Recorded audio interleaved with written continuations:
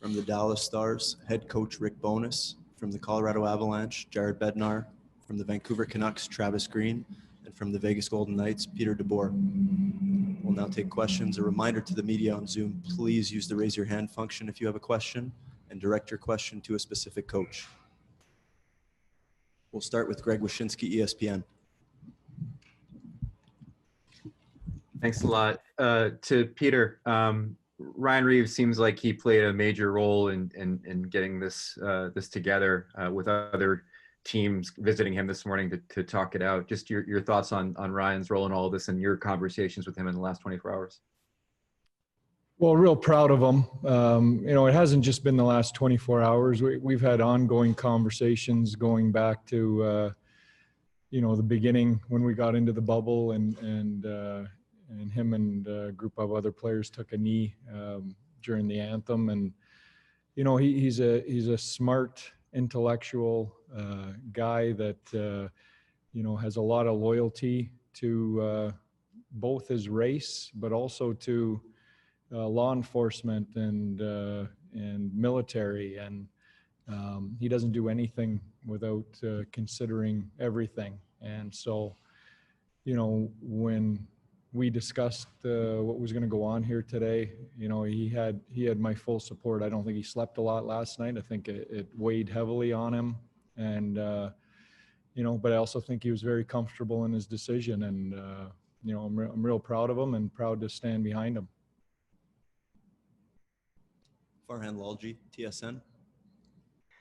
Guys, I know there have been some other coaches who have said that they've been just so completely preoccupied by hockey and preparation that they haven't necessarily given a lot of thought to what's been going on outside of their respective bubbles. Where do you guys stand? Maybe we'll start with you, Travis, and if anybody else wants to weigh in just on how aware you are that this has been happening and that this moment could be coming. Well, I know personally, I have been aware of what's been happening. As far as the other sports, the other leagues, I'm not playing last night. I saw that late last night. It's been disturbing to watch some of the videos that you've seen, everyone's seen. And I, much like Pete said, I stand behind our players. You talk about racism, how it has to stop, injustice has to stop. There has to be change, and taking action obviously is a way to make change. And to see our players today try to make change makes you proud as a coach. And I knew this morning, or I figured this morning, that our players would be thinking about making change, and it weighed on their minds. I know personally, I was thinking about it myself last night, what would happen this morning when I got to the rink. And again, I'm proud of our group. I'll jump in on that. I was just going to say, we were, I heard the questions to the players and talking about, our teams playing last night. And, I was asked the question in our post-game press conference about, conversations. Did we have any conversations with our players prior to the game? And I know there was some discussions throughout our room, and they mentioned the time frame.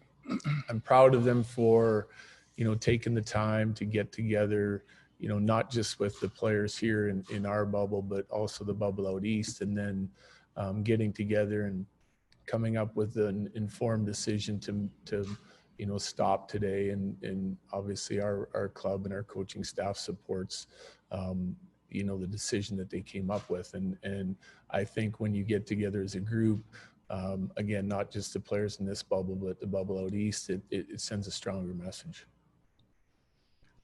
I was well aware of what was going on last night coming to the game. I had a conversation with Jason Dickerson, our player rep, and I said, everything okay? And he said, yeah. I said, we're ready to play. Okay, we're ready to play. And as a coach, you support your players.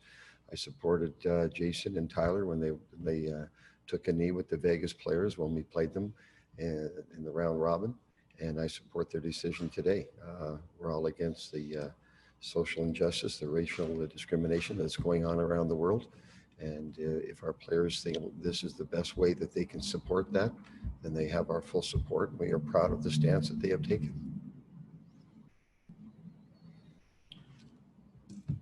Go to Ryan Clark, The Athletic. Jared, I mean, you coach a team that you have 3 ethnic minorities with Matt Niano, Pierre-Edouard Bellemare, and Nazem Kadri. What has it been like to watch all this? Think about those 3, then think about the conversations you guys have as a team, given that you are someone who you've played all over and you've played in a place like Charleston where you've kind of seen firsthand how race can shape a community. Yeah, it's interesting because you have players that, you know, we've got some younger guys, we've got some older guys, we've got players from all over the world, and they come from different backgrounds, and it's you get everyone into one locker room, and they're just teammates first and brothers, and it's, you know, you see how people from all over the world can come together, and that's what I think sports does for I think our communities and our country can learn a little bit from sports and from teams and from what a locker room can look like, and how much people care about each other, even though they're from different backgrounds. And you know what I like about our team is like guys like Nazem and P. Bellemare. They've started conversations in our locker room. There's players, coaches. We're getting educated on different, you know, views and sharing ideas and you know, to try and bring change, and even if it's just education for our team and it sparks ideas and how we can get out in our communities and help, I think is positive. Go to Patrick Johnston, Post Media. Travis, the Vancouver fan base, I think, is noted for being one of the more diverse in the league. How much do you think the sort of need to reflect how the community feels, what the community looks like, played a role in the motivations of your players today? I think it's society in general. You know, I know Vancouver with our fan base, like you said, it's very diverse. Much like Jared said, you go into a lot of locker rooms and there's a lot of different nationalities, and it is like a family. I know in the province of BC, it feels that way. But when you start talking about racism, I think there's so many different things that went into the players' minds and their decisions, and for them to take action, you know, I'm sure our province is proud of them. But it's not just about BC. It's bigger than that, and it's about society in general. Sean Shapiro, The Athletic. Hey, Rick, what are some of the conversations you would encourage people outside of the bubble to have over the next 2 nights? Because obviously there's a lot of people who would have been watching hockey games and now they have this time and that they should use to reflect. What are some of the conversations you would kind of encourage them to have with either their families and things along those lines? Well, I think that's a key point, is the conversations you have with your family. And as a father, Judy and I raised our children to respect everyone they met and respect them all the same, regardless of their race or their social background. That's how we raised our children, and I think it all starts with that, with your families and being parents and bringing to the forefront with your children.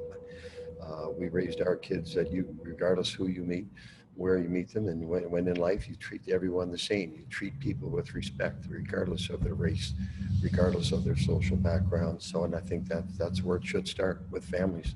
You have to start somewhere, clearly, and there's no better place than having family discussions and raising your children so that they are open to people just being who they are, regardless what they do, just who are they as people. So I think it does start with family conversations. Ben Goetz, Las Vegas Review-Journal. Hi, Pete. I know you've known Evander Kane for a couple years, and he's someone who now is part of the Hockey Diversity Alliance and has been outspoken on these issues. Just what's your reaction as you've seen him kind of grab this platform on these issues? Well, Evander's been way out in front of this. He's been discussing this for years, and you know, I think I know he's really proud of what's going on today with the NHL. I think that he knows, and everybody in this room earlier knows, that this one act isn't going to change everything, but hopefully it shines a little brighter light on, the issue of systemic racism in not just this country, but all over the world. And, again, Evander, it's been something near and dear to his heart for a long time. And I think he's felt like some of his opinions have fallen on deaf ears for a while. And I think, he would be really happy today with what's gone on. Brendan Batchelor, Sportsnet. Travis, obviously this is about all of the players and the league coming together as one in this moment, but Ryan Reeves talked about the importance of hearing from your players in this conversation, that they reached out to him. Just a thought on the context of some of your players choosing to reach out to an opponent to have an important conversation in spite of the fact that you're in the middle of a very heated playoff series. Well, I think that's all part of the statement. There's sports, and then there's things that are bigger than sports. And I wasn't surprised at all this morning when I spoke to our players and they wanted to talk to Ryan. Felt like that was the right thing to do. And, again, these guys, they're teammates within the league. A lot of times you play on different teams. They all care about each other, but when they go on the ice, they still compete hard against each other. And yet they're family. And I felt like our group wanted to make sure that the Vegas team knew that, or Ryan knew that they were behind him, and wanted to have a conversation. And again, I was behind them all the way and supported them 100% with whatever decision they made. And it's hard not to be proud of them. Take a couple more for the coaches. Arif Dean, Mile High Sports. Hey, Jared, this one's for you. This is obviously a very unique time in the hockey world. Not only are you guys playing hockey in August, but it's intense playoff hockey, it's second round playoff hockey. How much more powerful of a message, if at all, do you think that this makes in postponing games that matter this much, and doing so by sitting in solidarity with the coaches that you're battling against? Well, I feel it should be more powerful, and for a number of reasons, really, when you look at it. It's a time of year. You have players in the NBA, they're in a bubble, we're in a bubble here. There's one out east within our league. And what that entails for a lot of guys is leaving their families at home. And for guys on our team, we got a lot of guys with young kids and wives at home, and that, are doing all the heavy lifting to raise their families. And they're here stuck in the bubble playing hockey in the second round of the playoffs. And when you're stepping away from the game for a couple days because you are making a statement, as a group, trying to end systemic racism, and you then have to spend extra time away from your loved ones, and they're without their support system, they take on some of that weight too. And so these are things that our players have all taken into consideration here today, and so it should be a more powerful message because of some of the sacrifices they're making. David Shane, Las Vegas Review-Journal. Hi for you, Pete, but I guess maybe anybody can jump in. This is obviously a player-driven movement. I'm curious maybe what you feel the coach's role in this conversation is in furthering it, whether it's clinics, speaking with junior coaches, or I guess whatever it might be. Well, it's player-driven, but it's team-supported. I can speak for our team, and I really think I can speak for all the gentlemen up here, because we've had discussions about this.